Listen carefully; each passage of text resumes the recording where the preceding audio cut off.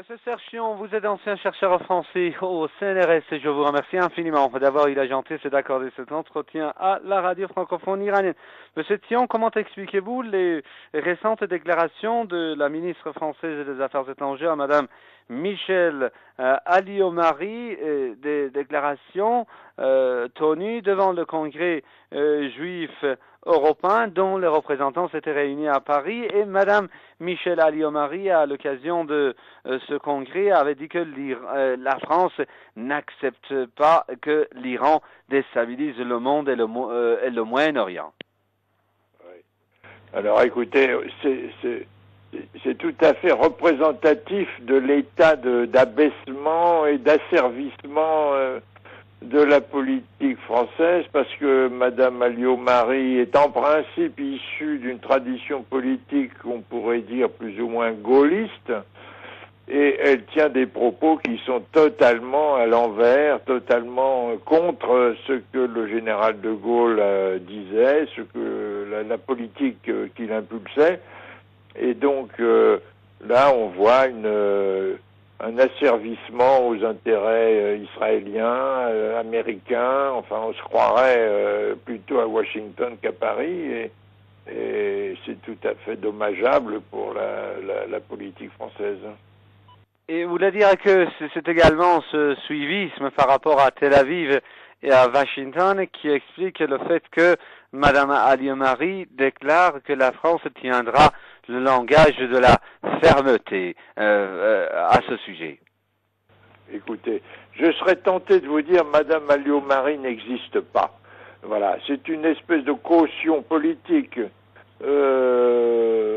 que Sarkozy s'est trouvé pour rallier les anciens chiraciens, les anciens gaullistes, surtout pour les empêcher de soutenir Villepin. Alors il donne des postes à des gens comme ça, mais ces gens n'ont pas de pouvoir réel, ce sont des pantins, et ça correspond en fait aux angoisses de Sarkozy, qui devra se faire réélire dans 2 ans et qui essaie d'empêcher ses adversaires de gagner une légitimité politique. Donc Madame Alliot-Marie est obligée de dire le contraire de ce qu'elle devrait dire si elle était fidèle à ses traditions politiques. Voilà.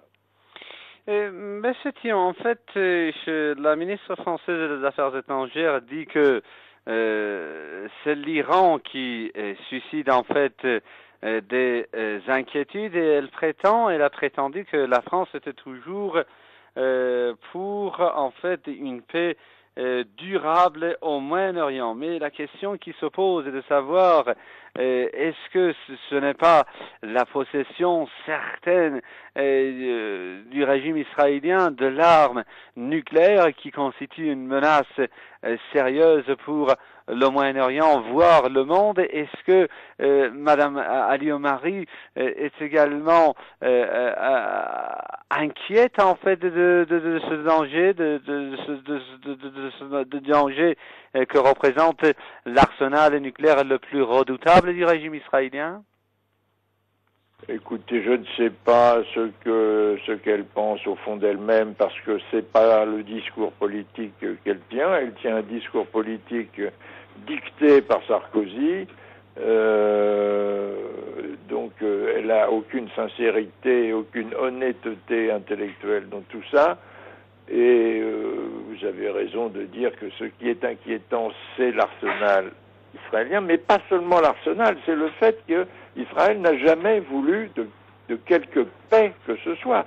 Et dès qu'il y a eu des négociations, je sais pas moi, aux États-Unis, à Oslo, etc., le lendemain de la signature de ces négociations, les Israéliens détruisaient systématiquement toutes les garanties qu'ils avaient données, parce qu'ils ne veulent pas de paix. Une paix véritable au Moyen-Orient, c'est la fin d'Israël. Voilà, c'est toujours ce que les politiciens israéliens ont dit, plus ou moins fort, mais c'est toujours ce qu'ils ont pensé depuis 1948.